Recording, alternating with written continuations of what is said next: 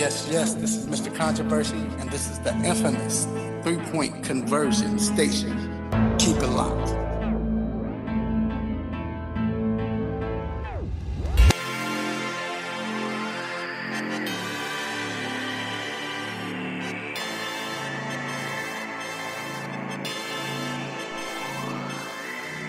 Yes, it's another beautiful day on this Saturday inside the 3-Point Conversion Sports Lounge. I am your host, Mr. Controversy. Did you miss me? And of course, I'm not doing this by myself. My road dog, my partner in crime, the intellectual, is healthy. But family had to call him in. But I got my main man. Of course, I had to go to the pen once again and pull in a superstar. My man, H.O. What's going on, H.O.? What up, Atlanta? What up? Hey, listen. I'm going to see if I can get Scott Burris as my agent, seeing that he got Kyler Murray fixed in. I'm gonna see, cause I'm gonna see what this call in from the bullpen pay like. Hey, who is this guy calling? He came out of nowhere. This guy Scott Burris. I don't know. That's what I'm saying. How do you, bro? He come out with he probably the best baseball player at Oklahoma. We see that he's the best football player at Oklahoma this year, and you get arguably the best agent. Woo! Well, we're going to get into that later on. But it's another great show today we have for you all. And first, I want to say what's up to my engineer, G. What up, G? Yo. G is in prime, full effect right now. So G that's left good. His umbrella, though. Yeah, he left his umbrella, came in wet. But, man, it's so much to get into. First off, we're talking about, man, the hot topic, the Atlanta United. What is hotter than Atlanta United in Atlanta? They're playing for the MLS Cup against the Portland Timbers. I was about to say Minnesota Timberwolves, but it's the Portland Timbers. And we're going to talk about how, if they win, how it will affect not only Atlanta, but I guess will it push or put pressure on the other teams here. Also, we're going to talk college football. As we mentioned, we have Kyler Murray. We got the Heisman Trophy presentation today. Then we're going to talk about all of these college players, seniors or juniors, skipping the bowl games to go train for the NFL. NBA, Atlanta Hawks, they traded Luca Doncic for Trae Young. They traded him for Trae Young. But is it paying off? Or did Atlanta make the mistake by trading Luca? We're going to talk about that. Also with football, is Tom Brady getting old? Is it that he's just getting old, or is it that their NFL team, the New England Patriots, are not as good? And also, what about Lamar Jackson? Flacco is healthy again, but it looks like Lamar might be starting. Should they continue to start him for the rest of the season? Or should they go back to Flacco? So we got a lot to talk about. We got the weekend injury report with Dr. Fowler from Ortho Atlanta. Also, we got Quick Hit, Stop It, What's on Our Mind. Make sure you let your family and friends know they can find us on iHeartRadio, TuneIn Radio, Radio Now. Also, they can listen locally in Atlanta, Georgia on the radio on 1100 AM WWWE, The Real. Also, we're live on Facebook. Go to the 3-Point Conversion Facebook page and you can find us. So look, make sure you call in to 404-603-8770 to give your 3 cents. We want to hear you. Trust me, we do. So it is time to get ready for these quick hits. Let's get it.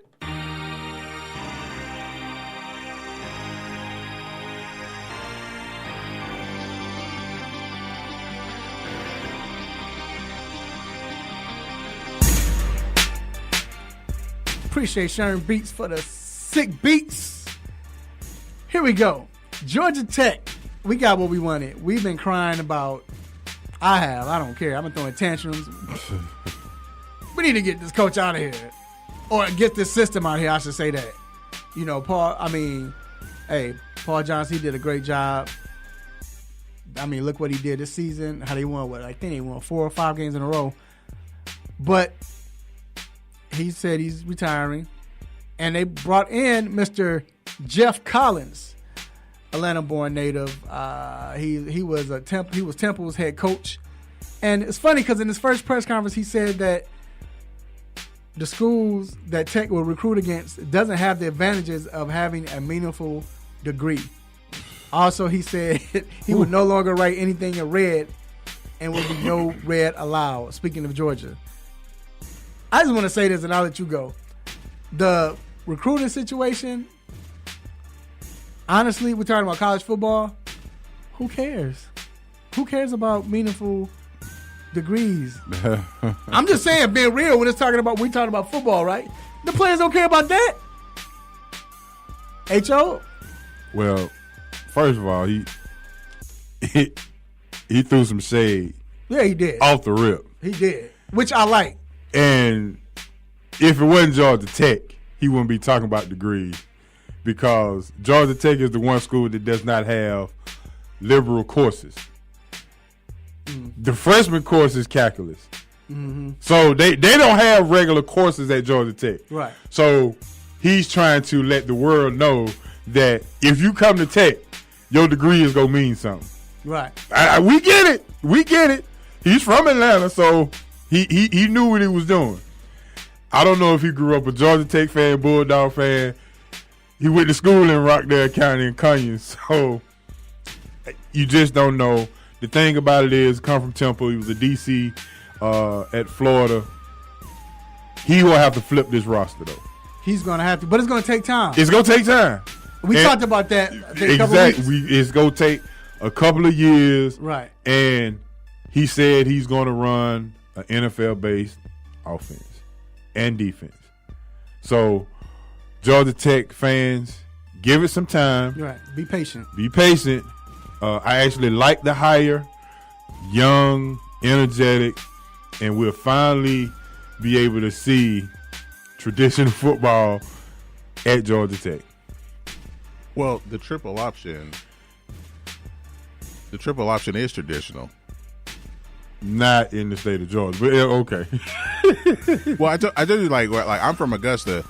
High school still run the wing T, right? So it is like the triple option is an old school offense, but it's not really visually exciting to watch. Right. So I think fans will be excited about that, and the 3-3-5 defense is that sounds more like a soccer alignment. Yeah. I mean, it's a nickel, but it's a 3-4, but you play in a nickel. Well, thanks to Paul Johnson, because that 3-3-5 has gotten Atlanta United in the MLS Cup right now. So moving on, the SEC commissioner, man, there's so much shade going on, said that UCF, we know the UCF football team, needs to look at their schedule and stop complaining.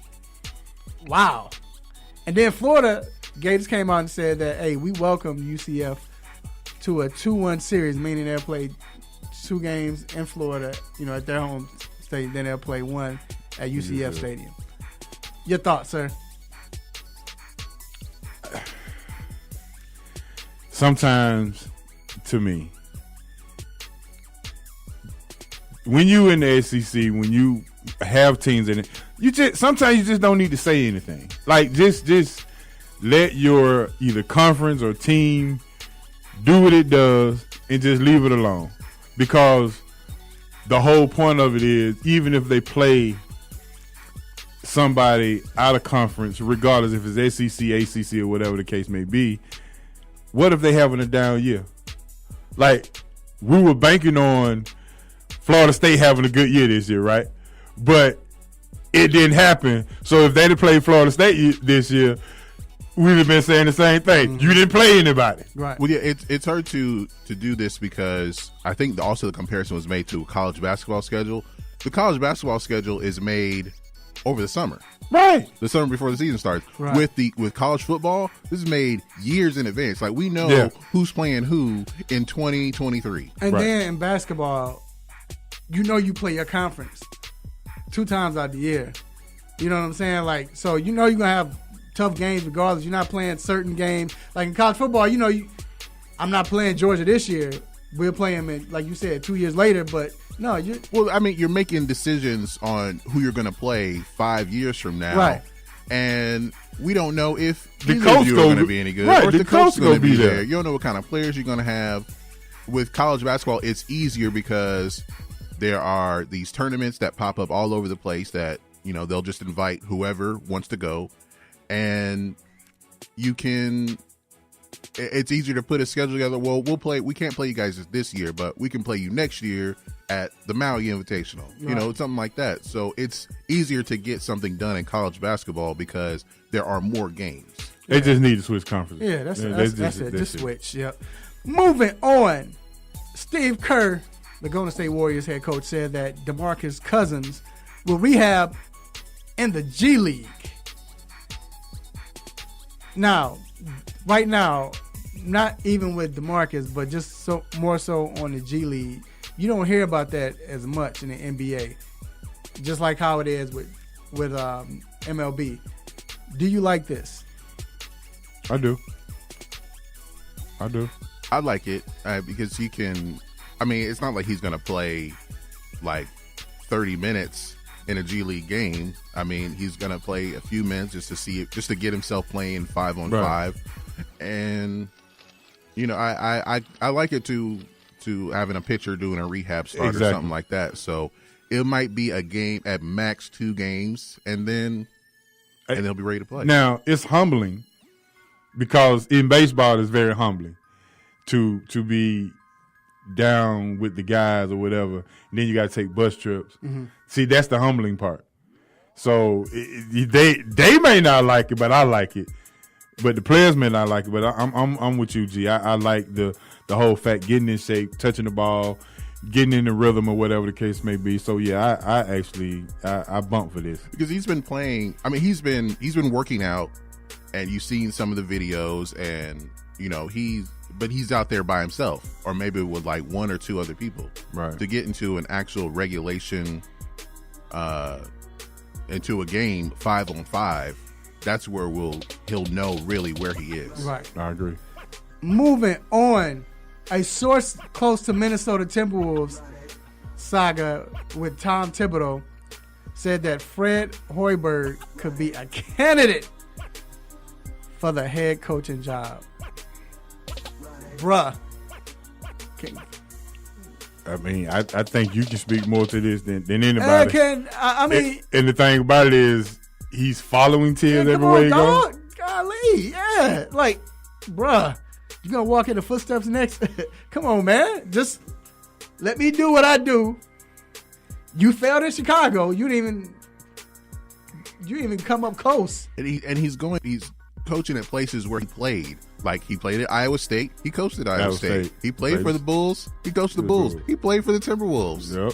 And now he may coach there. Like, is he trying to find a home, but like somewhere he's been before? Well, that's the only way he can get a job. That's honestly, that's the only reason why he got the Chicago job, and everybody in Chicago was mad about that. But he was a fan favorite when he played. But there is someone with the Bulls, like guard. He went to Iowa State. Yeah, so that's his boy. That's why he got the job. Everybody was upset. Last but not least, should have stayed at Iowa State. The Washington Nationals believe they won't get Bryce Harper back. That's what the owner came out and said. Go ahead, man. You shake your head. I mean, wouldn't you think that after turning down $300 million? That's what I was saying. I mean, and then you go out and they overpaid for Corbin. Yeah. To me. I'm with you. I think to me, I mean, that if that's the going price, then that's kind of steep for him to have just that one good year last year, right. And the years prior to that, it wasn't so good. But I mean, I would feel the same way. But I can tell you this: they got some pitching. They may not score no runs, but they got some pitching. You might not score any runs either. You know what I'm saying? You know, make sure it's gonna be close. You know, but Strasburg will get hurt, so that's probably gonna be a given. But yeah, I don't know, man. I don't know. I saw Nelly on the video recruiting Bryce Harper to come to St. Louis. St. Louis, boy, they trying to get. And I'm sure that's not something you want to hear. No. Not something you want to hear after getting Goldsmith, but then if they get Bryce Harper, boy, it's whew. We'll see. Yep. All right, that concludes Quick Hits. We're going to take a quick break, and we'll be right back.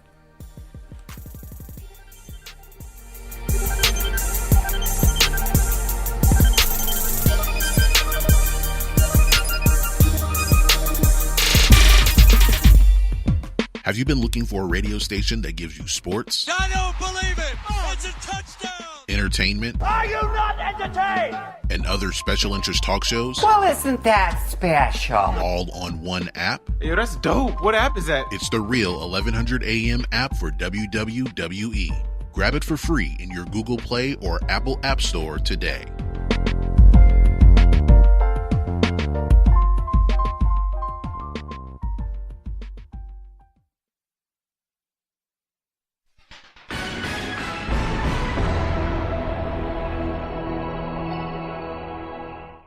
Hello, I'm Devin Baker, and this is your 3-Point Conversion Sports News Break. It looks like Georgia Tech has found their new head football coach as they hire former Temple Owls coach and Georgia native Jeff Collins. Atlanta United is set to give the city its first championship since the Bravos' 95 run. But first, they have to take care of the Portland Timbers in a match that will decide who takes the MLS Cup home. Match is set for 8 p.m. tonight at Mercedes-Benz. The Atlanta Falcons head coach Dan Quinn isn't ruling out Devontae Freeman for the season just yet. And when he was asked if he was willing to sit quarterback Matt Ryan, no, hell no.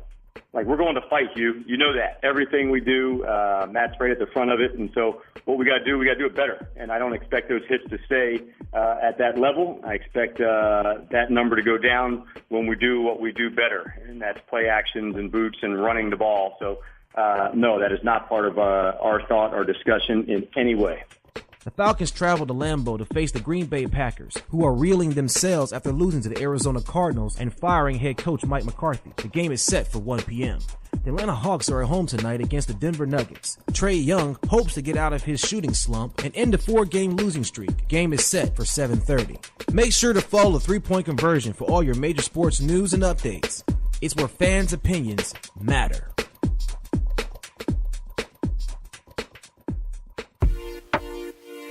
Hey, what's up, everyone? It's your girl, Kelsey Nicole Nelson, and you're listening to the 3-Point Conversion Sports Lounge. Stay tuned. Gonna be a great show.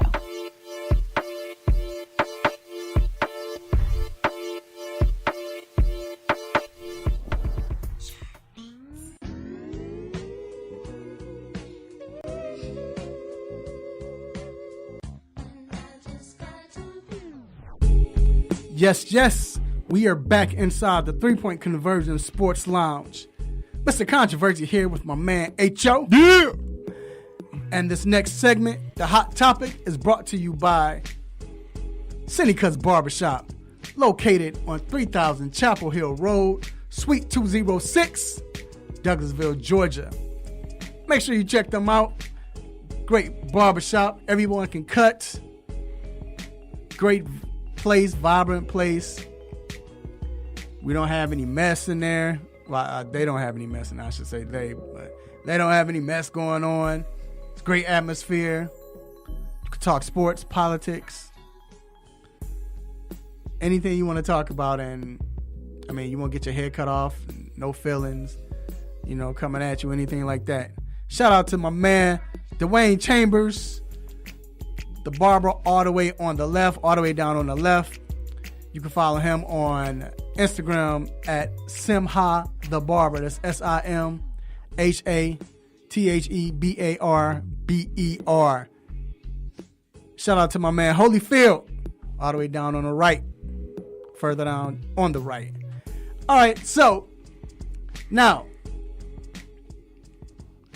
big day for the Atlanta community today, or tonight, I should say. Well, this day is big already. It's probably tailgating going on right now. It's probably started at 3 a.m. It's crazy. It's mayhem. The Atlanta United has a chance to do what no other team has done since 1995, and that's win a championship, be the champs of a league. I don't care what league, it doesn't matter. But this league is MLS. The crazy part is, if you all didn't know, this is their second year in existence in this MLS league. And they're in the championship, hosting it, might I add. First, quick, your chances. What do you think their chances are? Well, I think Arthur Plank did a great thing in getting a stadium with a roof, because if they had to play this at Georgia Tech Field, oh my God!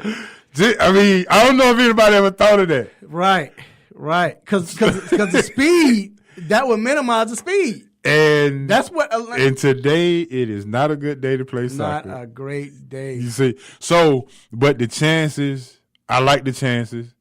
Atlanta United is known for attacking and getting out in front. I think the Timbers, they when they played previous, it was a draw or something like that. This gonna be a good match. This is definitely a good match, and I'm hoping and praying that the Five Stripers can pull this off. You know, that was a great point, and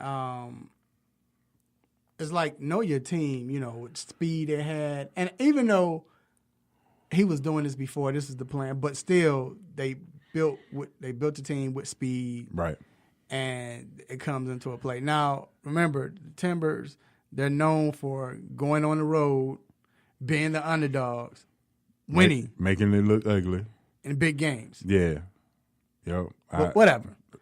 But what we want to talk about is, if the United win, which I think they will, but if they win tonight,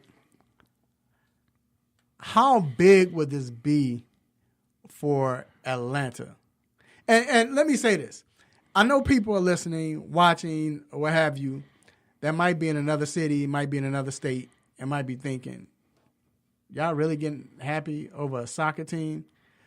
But y'all don't understand. You have to live here and know what it is. Right.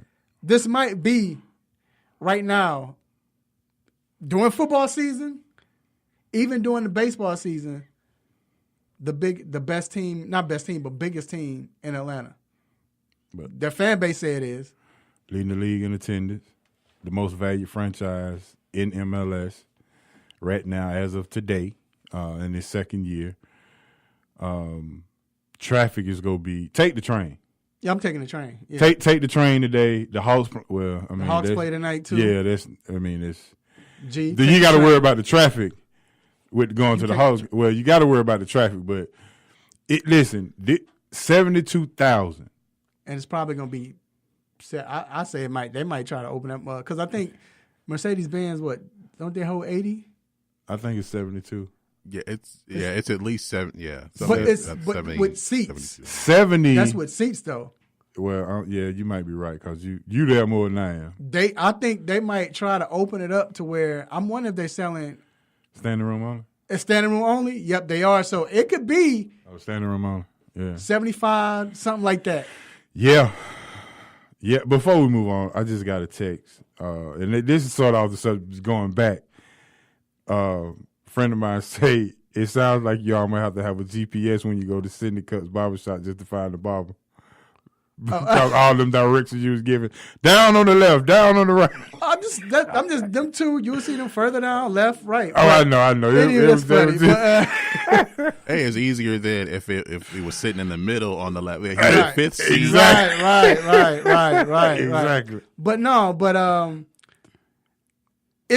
it's going to be crazy, because with everybody, like you stated, with all those people there, and the Falcons, they still fill up the stadium, right?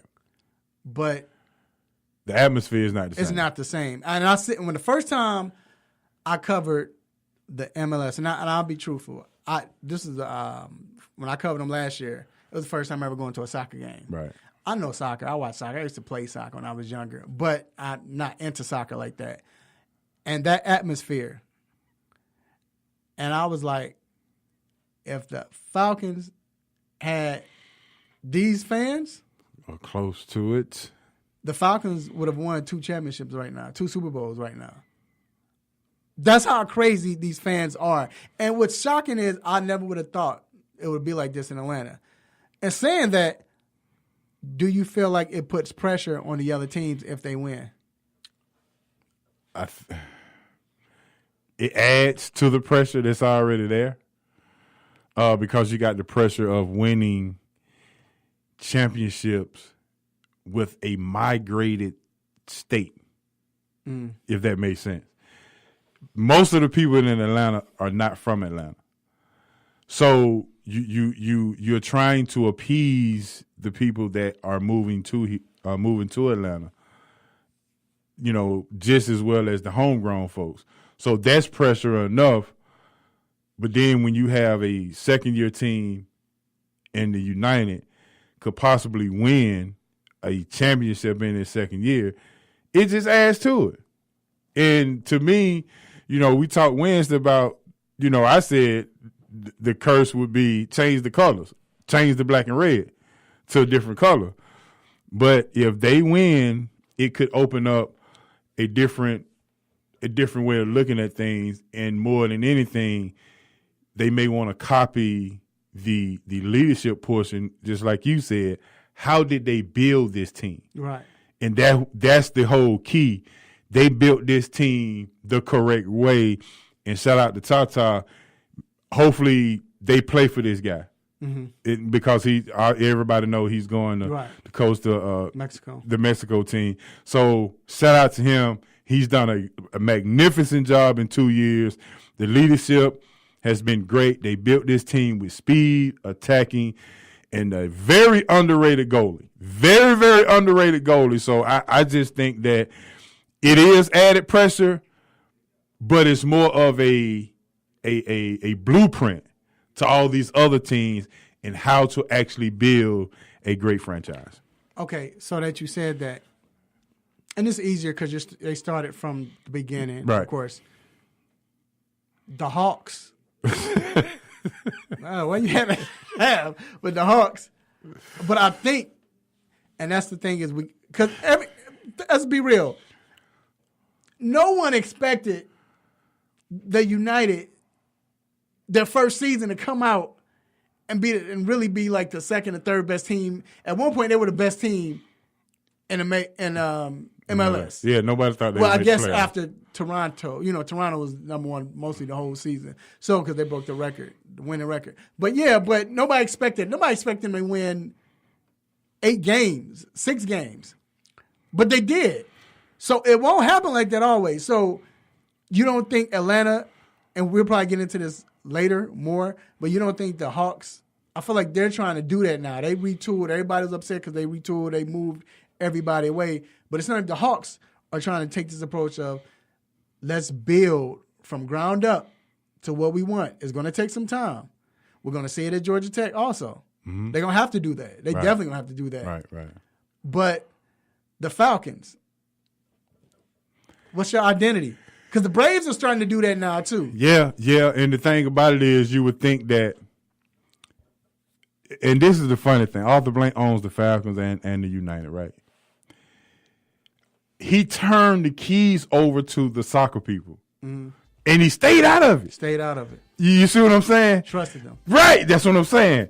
I guess it seems as if he probably thought he knew more about football and the business or whatever the case may be, because at one time it was, I don't know if you heard the story about him and Bill Parcells.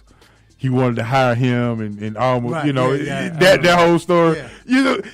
You would have never seen that in the soccer world. No. So it's almost like he learned that when you take your hands off of it and give it to the people that does the job, it works out better. Just let me know what you need. Exactly. That's it. Let me know what you need. And there it is. So look, we want to wish our Atlanta United United crazy crew. Everybody that's rooting for them, the team, man, we wish them well.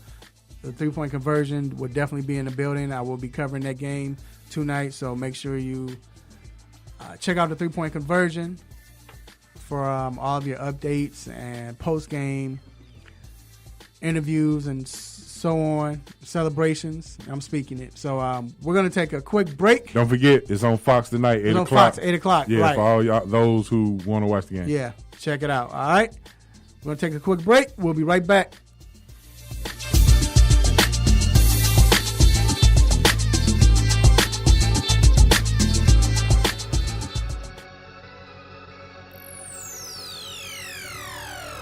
Ladies and gentlemen, this is Chad Williams, and you are listening to 3 Point Conversion Radio.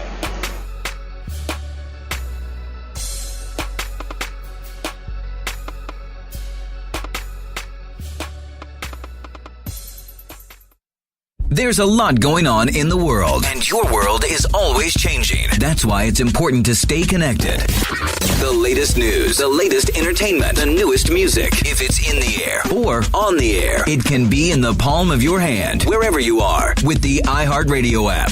iHeartRadio. Over 1,500 live radio stations from across the country, and over 15 million songs to create your own custom stations. Text IHR to 45495 to download the app or listen at iHeartRadio.com. Standard text and data rates apply. What's up, y'all? It's your boy Kent Bazemore from the Atlanta Hawks. You're now listening to 3 Point Conversion.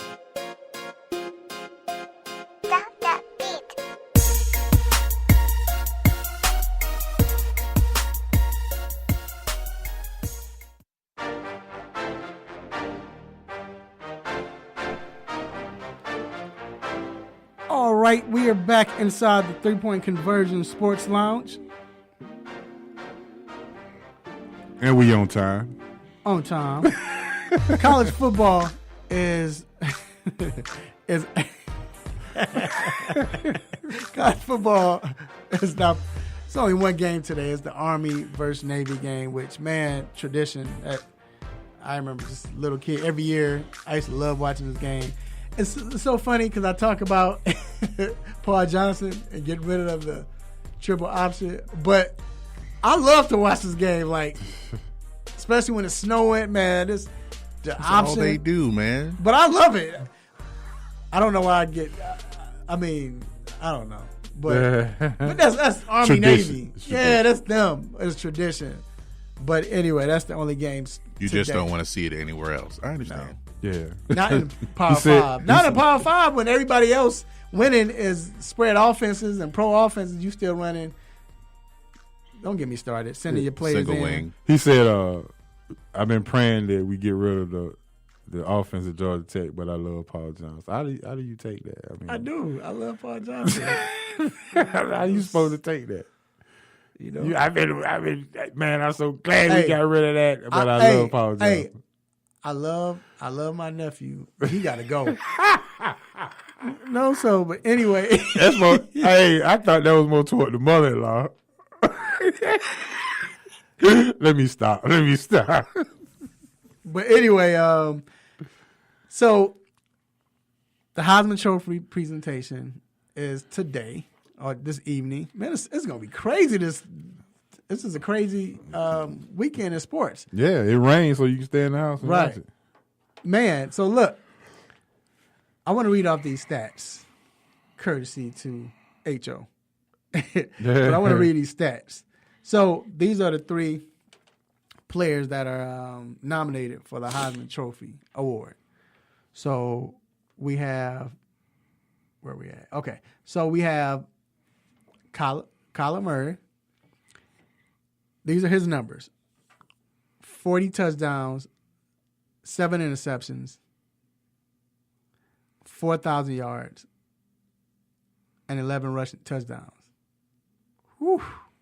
Okay, here are Tua's yards. Tua's stats: 3,353 passing yards, 37 passing touchdowns, only 4 interceptions, and 5 rushing touchdowns. Here go Dwayne Haskins' stats. 4,500 yards, 47 passing touchdowns, only 8 interceptions, and 4 rushing touchdowns. So I'll ask this. Before, it was quiet. No one said anything about a Heisman. It seemed like no one cared. It was all Tua's. Now, all of a sudden, Kyler Murray stepped up and was a big component of winning. Dwayne Haskins' numbers are sick. What say you? They weren't sick against Purdue. Look, he played like he was sick. Well, no, actually, he actually showed out. The defense couldn't stop nobody. But so we do have to mention that Tua only played fourth quarter twice. Yeah, and it was 200. Yeah, like over 200 snaps less than Murray. Right. So some would say, as you saw in the SEC championship game, that he was already surrounded by a great team anyway. So it was kind of easy for him to do what he did. Oklahoma doesn't have a defense. There is no defense played in that league. None. So Kyler Murray had to play offense and defense. If you really break it down, Kyler Murray had to play offense and defense the whole season. The whole season. And the one loss was the Red River Shootout against Texas. Mm-hmm. And he avenged that loss last week when he went off again. So, because Tua didn't finish the game against Georgia, everybody was able to see that even with Jalen Hurts, you can just plug and play at Alabama. And Kyler Murray has to play offensive defense basically at Oklahoma because he has to cover up all of the defensive mistakes. And Dwayne Haskins, they just ran into a buzzsaw at Purdue. Urban Meyer I don't think he really wanted to be there after this whole investigation. You know, we got the Urban Meyer sick thing going on or his health issues. Then he finally stepped down. So, I don't know if he really wanted to be there. One would think if we had a healthy, full, focused Urban Meyer, how far could Ohio State have gone? Right. I'm with you. You see what I'm saying? But let me say this, though. Kyler Murray played offense, defense, special teams, did all that.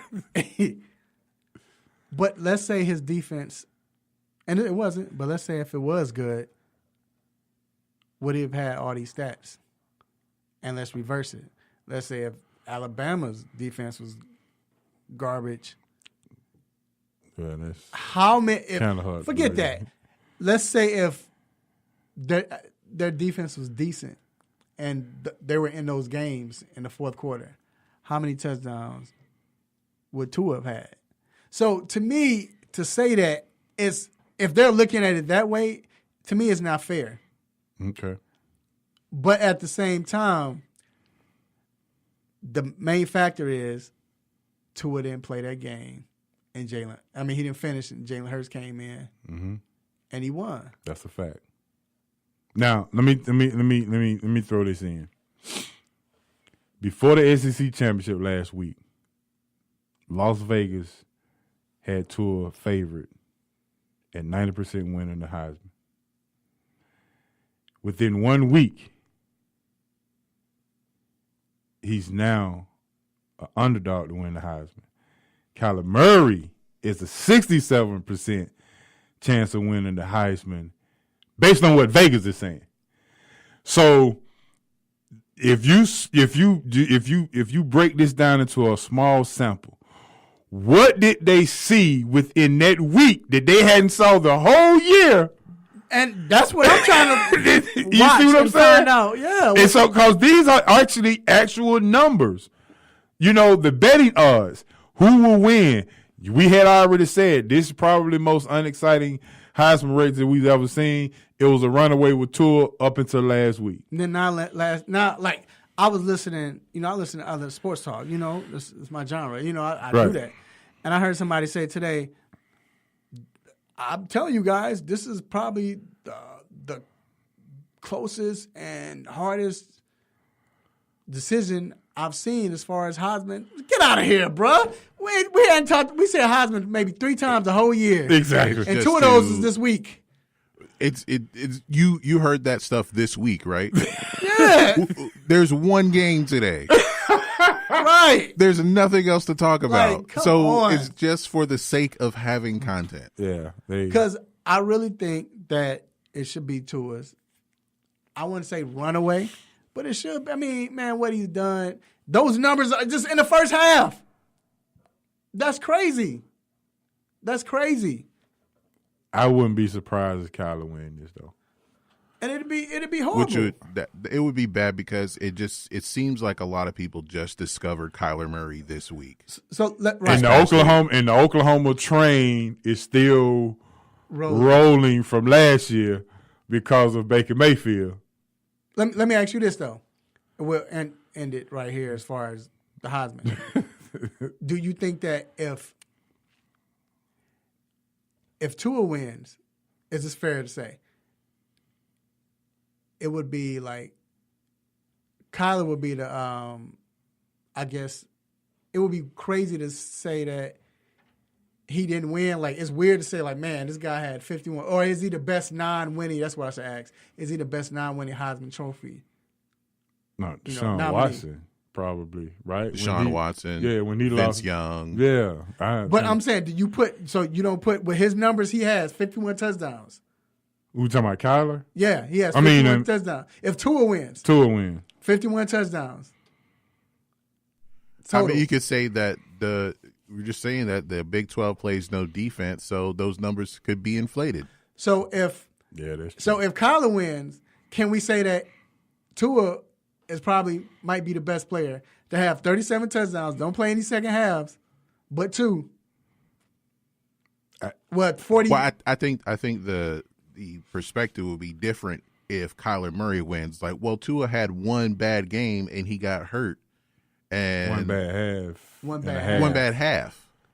And he got hurt. And that's going to throw out everything else he had done the rest of the season and people just discovering Kyler Murray in the last 10 days. I think it's more of this. If you take Kyler Murray off of Oklahoma, if he got hurt and you fill in, they lose. If you take Tua out and you fill in, they still win. Mm-hmm. So it's like who's the most valuable to that team?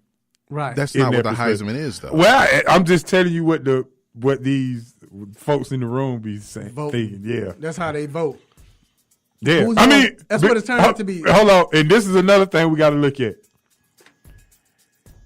Remember, everybody started paying attention to Kyler once they got into 4.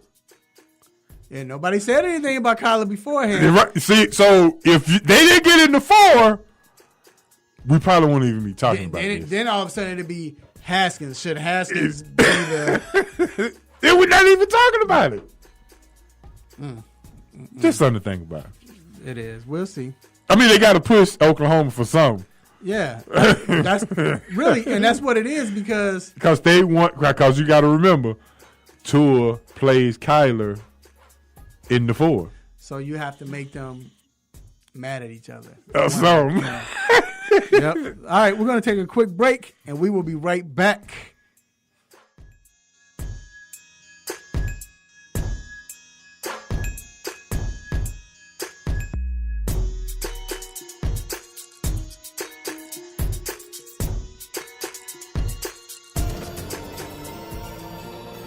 Hey, this is Gary Payton. Y'all listen to 3 Point Conversion Radio. It's the bomb.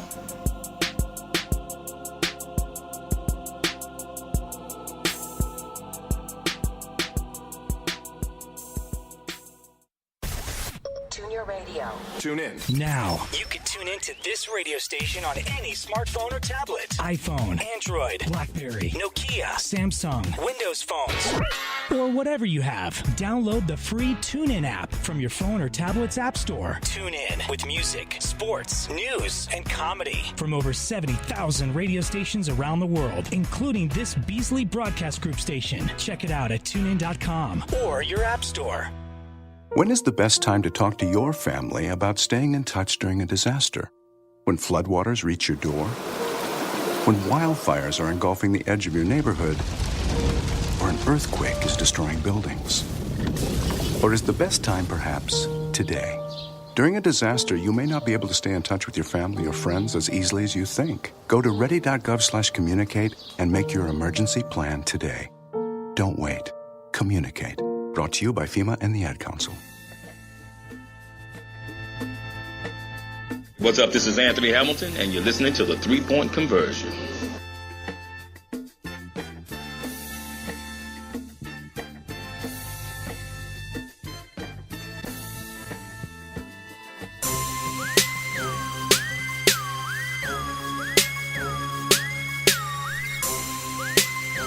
We are back inside the 3-Point Conversion Sports Lounge.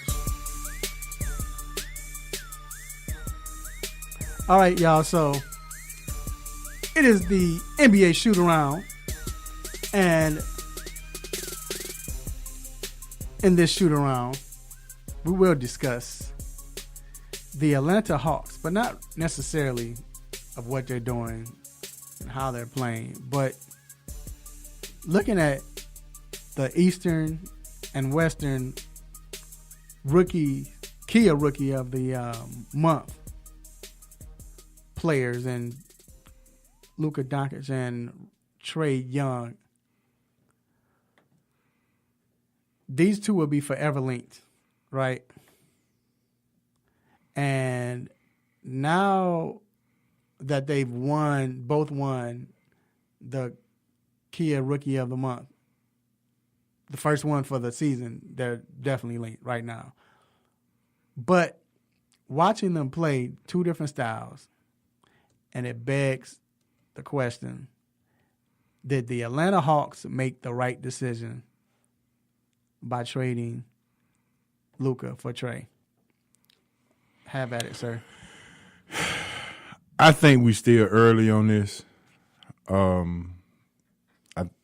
think we also have to remember that the Hawks did get a first-round pick from Dallas as well. Right. So until we know who that is and what that is, it's kind of hard to say if it's a win for the Hawks or a loss. I think we're still early. I think Trae is still learning. I think Luca obviously was. He played pro. He was already a guy that was NBA ready. He's 6'8" or something like that. Yeah. And he been playing pro since 13 or 14. So he was already ready. So you shouldn't be surprised at what he's doing. If you're taking Trae and you're looking at some of his stats, 21 game, then the next game he may have 6, things of that nature. So it looks sort of inconsistent. But as people are saying, he is leading all rookies in assists. And we just got to kind of wait to see. Luca is playing with a lot more veterans than Trae is playing with. So he kind of blends in a little bit. That's a good point, because you asking Trae to be a leader of a team that's full of puppies. Right. Vince Carter obviously is the elder statesman, but so is Dirk when it comes to Dallas. But you look at the other players. You got Harrison Barnes. Yeah, you just got more. Got Wesley Matthews. Then not only look at the coaching. Yep. Carlisle, experience. Veteran. Yeah. And so I mean, it's kind of hard to just be like, and I'm like, man. And the thing about it is, the more we continue to talk about this like this, the more added pressure really it becomes on Trae. Right. Now, I don't think, like, even if we were just saying, let's take away the trade, just player for player, I still think they made the right choice just because of the type of offense. Luca is not – he's not that type of player that would fit in this system because Luca is more so, I'm going to come down, I'm going to take my time, I'm not going to rush the shot. I'm going to look for the open man, which Trae will too, but it's just, I'm more so, I don't want to say it like that. I'm not going to say make the right decision. I'm more so look and take my time to make the right decision, or try to make the right decision. Well, he's the kind of player to where he has a power forward size, but he has point guard skills. Right. He's like a much, much slower LeBron Ben James. Simmons. Oh, Ben Simmons, okay. Who was actually willing to shoot the ball. So I think that with the way that he plays is the Mavericks run a lot of pick and roll, but it's still like that flow offense like from the Celtics in the 80s to where there are no set plays, but we are trying to space the floor, and we have a guy who can make good passes, and it's going to be at different angles and kind of keep the defense off balance. But the pace isn't as important. Like with the Hawks, they have to play fast because that's probably the best thing for them. Right. And then quicker to the losses. But I guess you look at, like you said, it's rookie. It's their rookie season. I think Luca's averaging 20 points a game. 18. 18? Okay, 18.1, Trae 15.7. And Trae is averaging 7 assists. 7.3, Luca 4.3.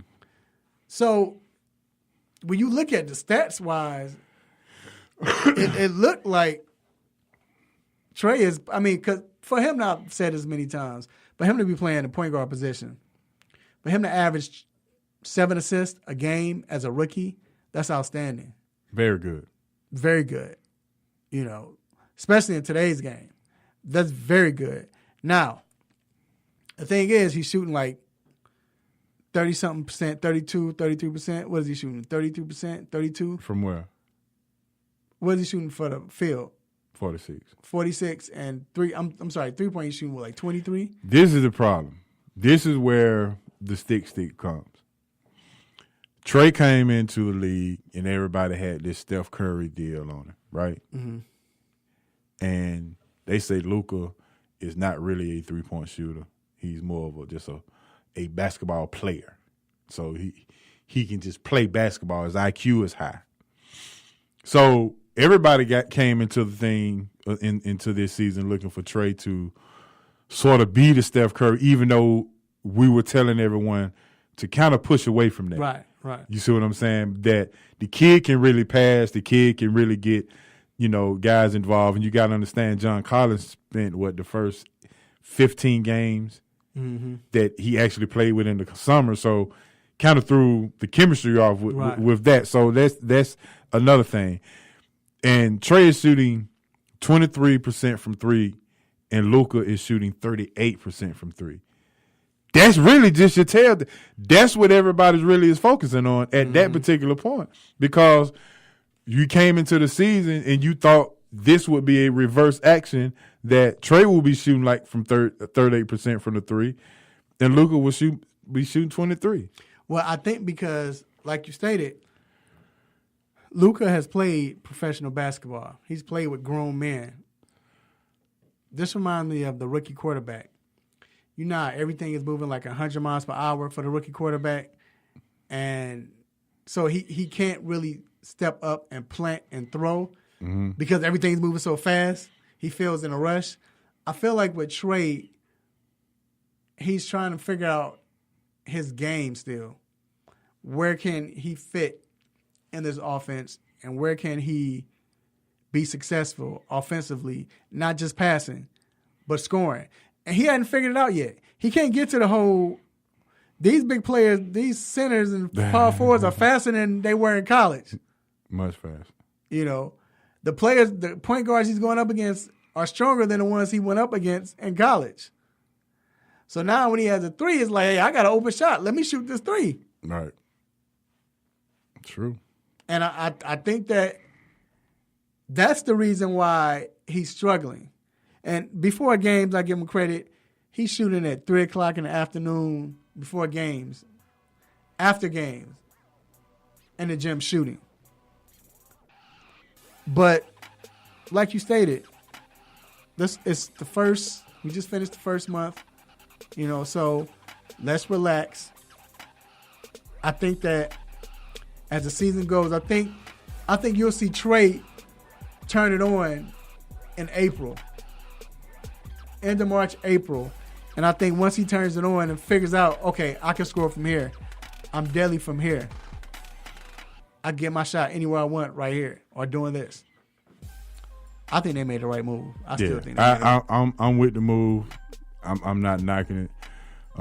Let's just give it a chance. That's it. Let's just give it a chance. If you're expecting a finished product from a guy who just turned 20, you're asking for a lot. Yes, a whole lot. Hey, I'll say this: Jason Kidd came out firing with assists, but I think Jason Kidd shot 16% his rookie year. Should have acing Kid. Right. And the J was gone. Turned out to be a Hall of Famer, and finished with the most threes. That's still baffling. By a point guard, yeah. That's baffling. Yeah, he had to learn how to shoot. Yeah, that's baffling. All right, we're going to take a quick break, and we'll be right back. You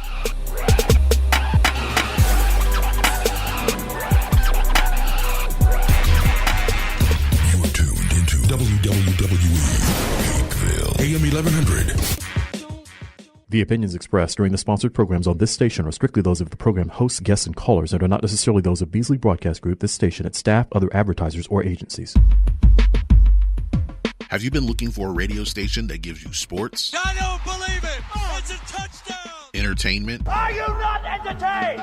And other special interest talk shows? Well, isn't that special? All on one app? Yo, that's dope. What app is that? It's the real 1100 AM app for WWE. Grab it for free in your Google Play or Apple App Store today.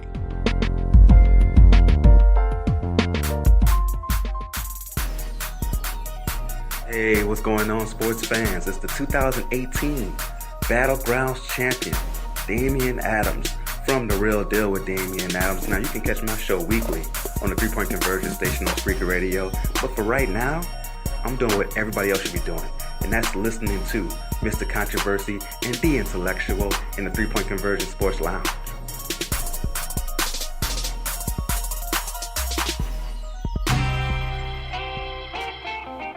No mercy. Don't let up on him. Go hard on him, Mr. Controversy. Hit him with the stop it button.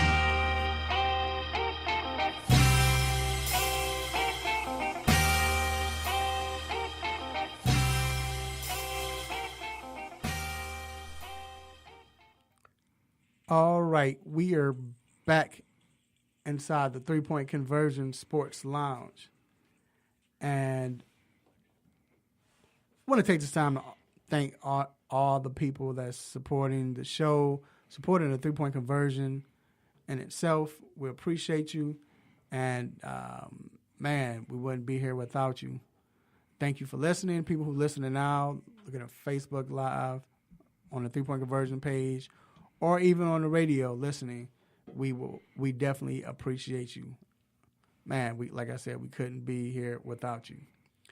So now it is time for the most infamous, the most famous Stop It segment. Let's get it. Stop, hey. Stop, stop, stop, stop, stop. Stop it! Stop it, stop it. Yes, S-T-O-P, new word, I-T. Stop it! Stop it. Get some help.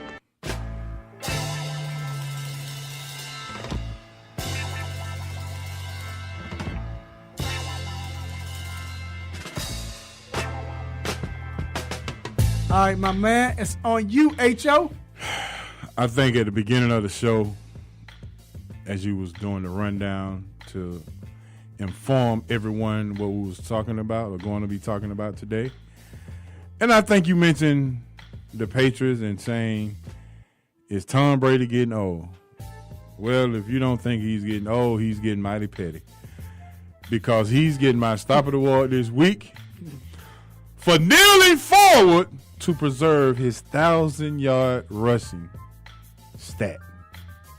Stop it. I'm going to say that one more time. End of the game. You know how you kneel? Right. Normally you get the ball and you kneel back and you basically lose a yard. Right? Tom Brady kneeled forward and told the referee, I didn't kneel. I didn't take a step back. I Stop it. And he didn't want to lose his 1,000-yard rushing. That was his way of not exactly right losing it because he had got it. I remember. Yes, he got the 1,000-yard rushing, but if he'd have kneeled back, he would have lost it. He had all these TB12, but it was a 1K. It was a TB1K hats and shirts. Exactly. And it took him, like, of all the quarterbacks who have rushed for 1,000 yards, it took him like 150 more games than anybody else, at least. Wow. I don't know if that's the Petty Award or the Stop It Award. I mean, I just couldn't crazy. believe it. I couldn't believe it. Go ahead, G. All right, my Stop It goes to Liberty University, who are so desperate to make a splash in college football. They just played their first season in FBS. Right. And Turner Gill, who we know from coaching Buffalo and Kansas, playing quarterback in Nebraska, he decided to retire. They went 6-6 in their first season in FBS. That's something to build on. Right. But Liberty felt like they had to go all out and hire a great coach. And the two names that came up were Hugh Freeze and Art Briles.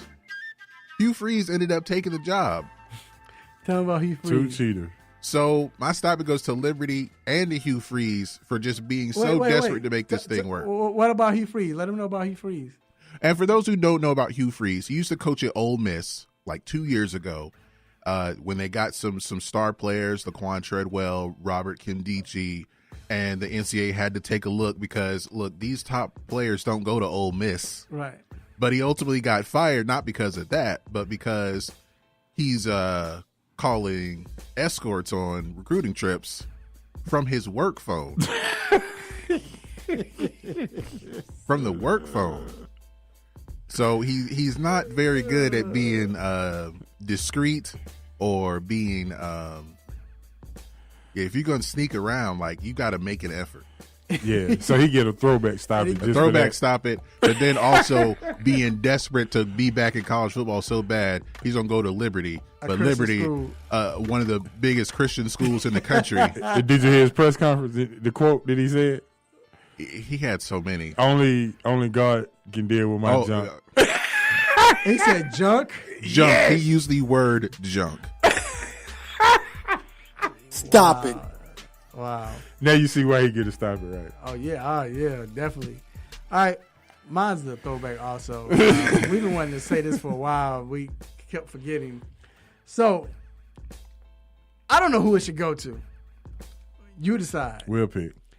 So, a British soccer referee has been suspended 21 games, I think. 21 days. And what happened is, during a Women's Super League match, he forgot his coin. So what he did was he didn't let anyone know. So he decided to have the two captains do rock, paper, scissors to decide who gets the ball first. Stop it. Rock, paper, scissors? Rock, paper, scissors in a game? He was creative. How many times? I wonder how many times they both picked Yeah, paper. was it best 2 out of 3? Right. Yeah. Not only that, so should he get to stop it or should The league get to stop him for suspending him 21 days. Or games. I think it's 21 games, I think. It was 21 days. Days, okay. Days. Wow. Who do you think should get to stop it? I mean, if he forgot the coin, like left it in the locker room, well, that would still be inconvenient. Like, oh, I got to go back and get the coin, and I don't know how long a walk that might actually be. But if he like lost it, like I don't know where it is, I wouldn't give it to him. I would give it to the league. It's like, look, we trying to get this game going on time. We forgot the coin. What do you expect him to do? What like should he have done like pick a number between 1 and 10? Like I give it to the league for not having a backup plan. Right. I mean, you know, he had to come up with something. I bet you they have one now. Yeah, you gotta have.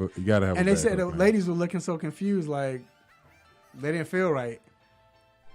I think, I think he had done it before as well. Yeah, he had done it before, right? And in that league, like, oh, they thought it was fun. Hey, but the funny thing is, I wonder if, like, when he did it, you know, you can see the one lady, she probably was looking like, had this look on her face like, okay. The other person was probably extra competitive. They're really into Got it. In your face. In your face. Maybe they should have pulled straws or something. Something, man. But look, before we go, I want to give a big shout out to the Alton Middle School Redbirds girls basketball team, the 7th grade. They are state champs. This is in Illinois, and they won state champs. So know someone that was on that team that's close. So shout out to them.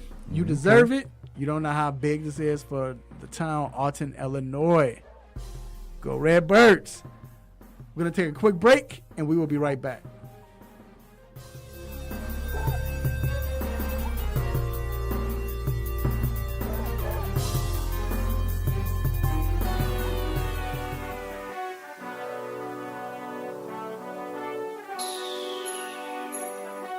Let me break down to y'all what's so dope about the three-point conversion.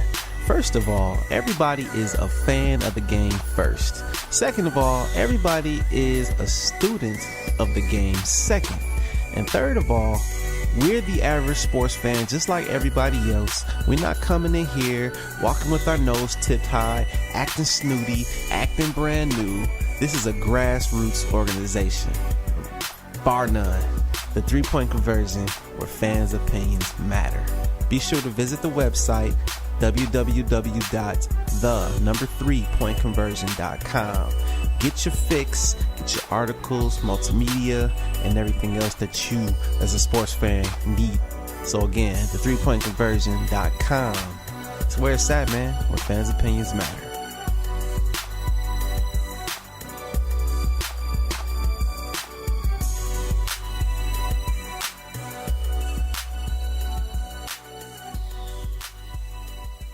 There's a lot going on in the world, and your world is always changing. That's why it's important to stay connected.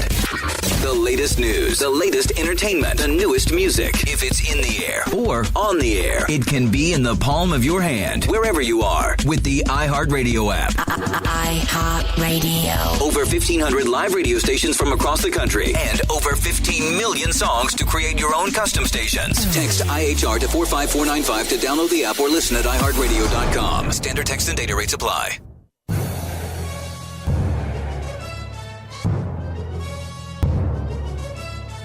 Whether it's quick hits, what's on my mind, the infamous Stop It segment, you got to be there every Saturday morning on the 3-Point Conversion station for the 3-Point Conversion Sports Lounge hosted by Mr. Controversy. Get him!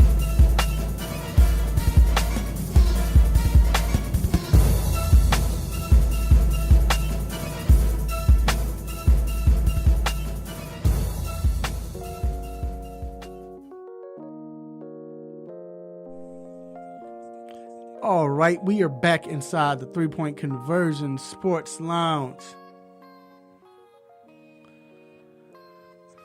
This is the NFL Huddle.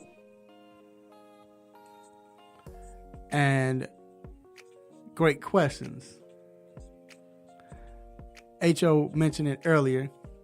Just mentioned it, actually. Tom Brady. G, can you pull up his stats for me? Tom Brady, is he getting old? Is it just the offense is not clicking yet? Is this a setup? Because you know he can do this in the AFC East. So you're just looking at how he's played this year? Yeah. 3,300 yards, completing 66%, 20 touchdowns, 8 interceptions, quarterback rating of 96.8. That's not Tom Brady-ish numbers that we're accustomed to seeing at this time. Tom Brady has maybe 32 touchdowns, 4 interceptions. Wait, he threw 32 last year. He was 32 last year? He threw 32 touchdowns, 8 interceptions last year. Well, okay, so we'll say 20. So he slowed down last year. We'll say 26. We'll say 26 touchdowns right now. Maybe 5 interceptions. But is he slowing down? Now, granted, Gronk has been out. You know, that's his guy. Mm-hmm. I don't know if Edelman is 100%, and then they're working with new players. You know, he lost a lot too. It's not like he has. What's my man that went to the Rams? Cooks. He don't have Brandon. I think to save him, they've gone more to the running game with Sony Michel, throwing the ball out of the backfield with James White. But he is slowing down. But then you also got to think about this is the perfect time to think about that or to say that, because we all know where he plays this weekend. Got to go to Miami. Mm-hmm. He's 7-9, 15 interceptions in Miami. So, right, you know what I'm saying. And then though, you got to mention this though, and it maybe because it is he's getting old, or it's just that they're relying on the run a lot more. I think they're relying on the run a lot more. Yeah. He doesn't have Cooks, but the majority of his career, or we're talking about maybe a 2 or 3 year period where he had a deep threat like a Randy Moss. Like he's got Josh Gordon now, but it's not setting the world on fire. So I think that the Patriots having more balance on offense, I mean, somebody's numbers have to suffer. I mean, you could look at Drew Brees. We're talking about Drew Brees for the MVP, and he's not going to crack 5,000 yards like he's done 4 or 5 times already. But because of the running game and providing balance, it makes the quarterback look better. I don't know why that is, but that's just what it is. And then isn't that just like Belichick to go the opposite, where the league is throwing like crazy, but he slows the game down by running the ball and just being very, particular with his plays. Think about it. When they played Minnesota last week, they kept Minnesota off the field. Yeah. With those long drives. And then they forced turnovers. Right. But I think you kind of alluded to this, and I think this is where, other than the run game, slowing it down and things of that nature, but they play in a division where you can do this. Yeah, they can get away with it. Yeah. You see what I'm saying? They play in a division where you can try things out, can do this and do that. So they are not. No one is a threat to them in their own division. So that's one big factor. So we agree. We don't think it's just he's getting no. We think it's more of Belichick and the offense and running the ball, and I think it's to preserve Brady. Right. He's there's more balance to the offense, but if you look at the numbers from when the year that he was suspended the first 4 games, he's a little bit behind that pace because he played 12 games. He's played 12 games this year. He's a little bit behind that pace, so it's not a huge drop off, but I guess it's noticeable enough. But still, yeah, they're in the AFC East. That's 6 games. And that's because everybody else suck. No, everybody else has all of these stats, all of these quarterbacks. Well, I mean, I think that's why it jumps out at us, because usually we always see Brady among the league leaders, right, in the category. So let me talk about another quarterback. Lamar Jackson is 3-0, or 3-0 as a football term. 3-0 as a starter. As a starter. I think he has the most rushing yards in 3 games as well. Now, Flacco has been hurt and was out the last, 3 games. Yeah, 3 games, and with a hip injury. Now he's back. He practiced with no limitations. The last 2 weeks, it was a full practice. Should they keep Lamar Jackson at the quarterback position, or should they incorporate Flacco? What's Baltimore's record right now? And let me throw some out just to kind of give some the people a real legit look at this. Lamar Jackson is 3-0. They're 7-5, and right now have the 6th seed. Okay, so in the last 3 games, he's 3-0. Cincinnati, Raiders, and the Falcons. You know what their defensive rank is? 32, 31, and 28. Mm. So, I mean, we can kind of take it with a grain of salt and say, who have you actually played defensively? Now, question: is it more of the defense or the team's bad? Because all those teams are bad, super bad, and I think it's both. But now, Morning Way, Coach Vic in Philly, he's the OC in Baltimore. Mm. It gives Lamar Jackson an experienced guy in how to use him. That may be more of a contributor to 3-0 than the bad teams, right, or the bad defenses. But here's the thing also. They play Kansas City this week. That's going to be a test. But the eye test, we're talking about the eye test now. The eye test shows that team is into the games now. They're more energized. They're playing with more conviction. And they're excited. Whereas, and it's always like that, because when you see a winner does that. You know what I'm saying? A winner, when you win it does. It changes your perspective of how you view the game and how you're playing, of course. But it just seems so different from when Flacco was playing. Even when they were winning, the few games they won with Flacco, this is a totally different team as far as the eye test, the way they're playing. They're blocking harder. They're celebrating more when it's a play. I mean, just from the start. The wide receivers even are playing harder. So, I would say this. Again, I'm going to contribute this to a lot of Morning Way's adjustments, because they lost both of their running backs, Allen and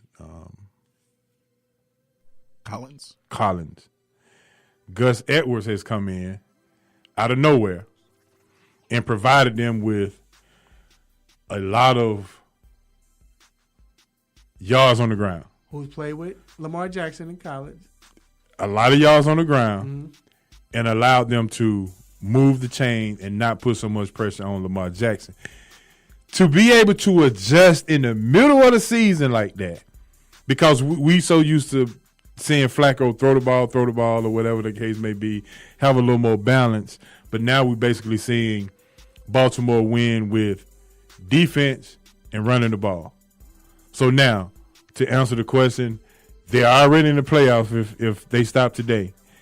Do you want to go back to a more balanced attack to stay in the playoffs, or do you want to continue this defense running the ball coming up, and you got to face Kansas City, the next team, which they're going to put up points, I think, against this Baltimore Ravens defense. Yeah. You never know. Yeah. So this is going to be the test.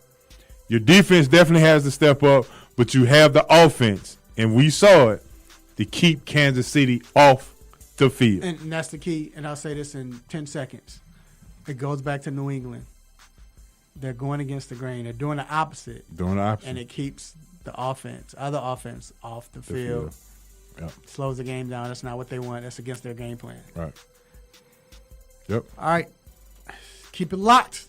We'll be right back.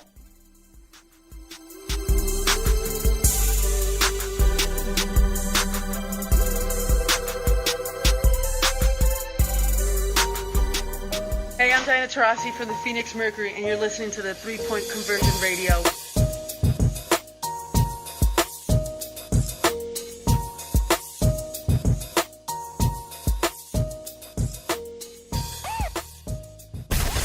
Tune your radio. Tune in. Now. You can tune into this radio station on any smartphone or tablet. iPhone, Android, BlackBerry, Nokia, Samsung, Windows phones, or whatever you have. Download the free TuneIn app from your phone or tablet's app store. Tune in with music, sports, news, and comedy. From over 70,000 radio stations around the world, including this Beasley Broadcast Group station. Check it out at tunein.com or your app store.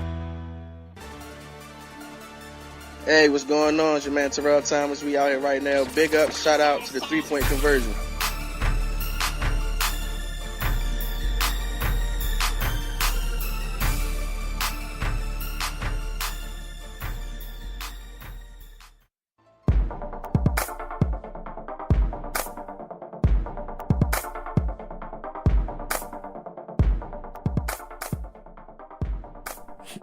All right, we are back inside the 3 Point Conversion Sports Lounge. Okay, this is called the Weekend Injury Report. And this is when we have, not a guest, someone who's a part of the show now, does a great job. And it's my man, Dr. Donald Fowler, orthopedic for Ortho Atlanta, who is on the line right now. What's going on, sir? Hey, good to be here. Well, good to be here, but far away up in Philly for the Army-Navy football game right now. So a lot of excitement in the background. I apologize, it gets a little loud. Is it cold out there? Well, I came inside, but yeah, it's pretty freaking cold. We got ESPN Game Day out there. They've been broadcasting since 9 a.m., so it's a good crowd right now. Okay. So, look, before we get into the questions, me and H.O., we were discussing before the show, we were talking about Alex Smith and his situation, when he went to surgery. Did he tear his AC? What was his first injury? It was the... I think it was a broken tibia. Broken tibia. Yeah. Now he got an infection. It sounded like probably open tibia fibula fracture based on the fact that they're reporting that he's had infection and several surgeries and still in the hospital. So I guess that might be where you're going with that. But if the bones actually broke through the skin, meaning an open or compound fracture, obviously there is a much higher risk of infection, and sounds like they're still fighting with that to some degree from the reports that I've seen. So what does that mean, though? Because we hear, when fans hear this is, we heard that it's possible that he might not ever play again. This could be danger to his career. What does that mean? Just a injury alone without even having the infection, tibia fibula fracture, especially if it was down lower, down towards the joint and his ankle area. I mean, that could be career-ending regardless. But then when you add multiple surgeries with infections, if there's going to have to be washouts, and then there's more scar tissue, then certainly, that increases the risk even higher that unfortunately might not be able to step back out on a football field. He's obviously getting up there in years too. I know he's in his early 30s, mid 30s. I can't remember exactly how old he is, but yeah, it's a serious thing. So right now, I think the biggest thing for them to do is eliminate the infection, and obviously hope everything heals up, and then have to go from there. So. All right. Once again, we're here live with Dr. Fowler, who is an orthopedic for Ortho Atlanta. He's at the Army-Navy game, so if you hear some background noise, that's what you hear. So this is the segment where, if you're listening, where if you're a fantasy owner or you just have a particular team, you like your players, whatever, you're going to hear an injury report, and we're going to talk about, how it will affect that particular player, whether, like I said, whether it's fantasy related or is this your favorite player on their favorite team. So, Matthew Stafford, questionable with a back injury. How does this affect him throwing the ball? Or is it just more of, we don't want him to get hit. If he gets hit, then it can knock him out the game? Yeah, I mean, certainly as bad as a season as the Lions have been having, I don't think anyone would necessarily argue that Matt Stafford is a tough guy. I mean, I think he has something like 124 games straight that he's played, if I'm not mistaken. So I think he's going to play. Certainly if that back is tight and stiff and painful, it might, interfere a little bit with his ability to rotate and throw the ball. I think he'll probably be trying to get the ball out, kind of like you alluded to, a little bit quicker to avoid some of those hits.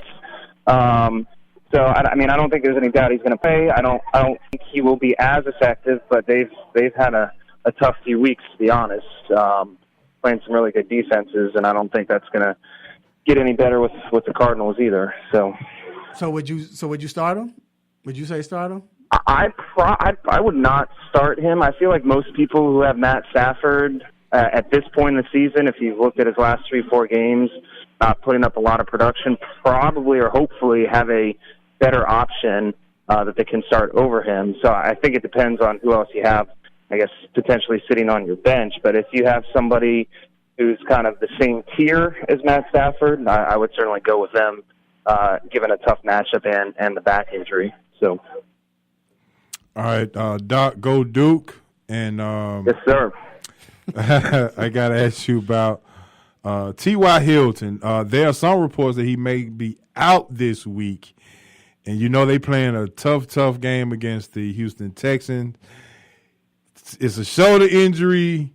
Can they afford, if the reports are true, can they afford to not have him this week going up against the Texans?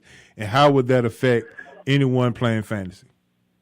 Yeah, so you're right. It's kind of a must-win game, certainly for the Colts in that division. They're not out of the race.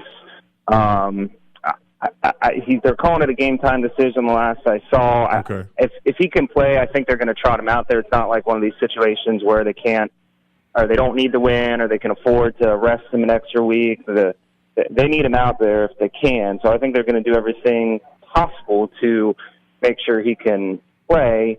There's not a lot of information as to what actually happened. It looks like he kind of landed on it towards the end of the game last week. It did go back in, so my guess is more of a maybe like AC kind of shoulder separation type thing. So it might be painful, but I think he'll probably try to be out there if at all possible, like you said, because it's a game that they need to win if they want to make the playoffs. So you say play him if you if he play, yeah. Obviously check the last minute, inactives tomorrow. Usually they come out I think around 11:30. But if he plays, yeah, I play him. Okay, so. Good deal. Gotcha. What 12:55 make a decision. Right. Make sure your phone ain't dead. Right, for real. Yeah. Now Doug Baldwin, he just start playing to what we expect him to play like the last few games, and now he has his hip injury. Yeah, Doug Baldwin makes me a little nervous. Obviously, he's super talented, has overall had a great few years coming into this season. He kind of started with coming off a knee injury, then he hurt his other knee, and then it was the the groin, and now it's the hip. So he's kind of been banged out. And like you said, I don't think it's really given him a chance to kind of really be what Doug Baldwin has been the last few years consistently. The other thing, too, Seattle seems to have kind of adopted this run-first offense. Now, Wilson's thrown a lot of touchdown passes, not necessarily for a lot of yards, but he's spreading the ball around. So, again, I think you need to check to see if he plays, but he's also kind of one of those people, like I was saying with Stafford, if you have a better option on your bench, you might want to consider starting him over Baldwin just kind of based on, the variability of the passing offense of the Seahawks. And not just that, the fact that they're playing the Vikings also. But they're playing in Seattle, but still, if Rhodes is on them, I would start him. Well, that's... Oh, go ahead. No, go ahead. You said what now? No, I was going to say, well, that's like you said, A, playing the Vikings, and 2, they're playing Monday night. In most leagues, you got to make your lineup decisions ahead of time where, if you're stuck if you keep Baldwin in and something crazy happens and then he doesn't play at all. So, again, you got to balance that in, 2, Monday night. You might not really have a backup, so it might just be the safer play to go with someone else if you have someone reasonable. You better pick up Lockett. I would pick up Lockett. That'd be a safe choice. Yeah, definitely. Just in case. Definitely. All right, Doc, it is good to have you back on, of course, and we appreciate you for coming on, sir. Enjoy that Army-Navy game. Yes, sir. Go Army, beat Navy. I'll see you guys soon. Thanks a lot. All right, man. Take care. All right. We're going to be right back with our weekend picks. Make sure you don't touch that dial or leave it on Facebook Live. There it is. Right back.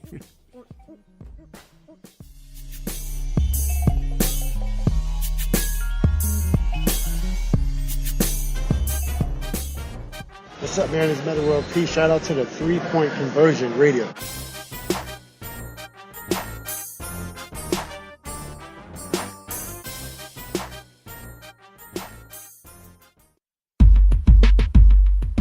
Have you been looking for a radio station that gives you sports? I don't believe it! It's a touchdown! Entertainment? Are you not entertained? And other special interest talk shows? Well, isn't that special? All on one app? Yo, that's dope. What app is that? It's the real 1100 AM app for WWE. Grab it for free in your Google Play or Apple App Store today.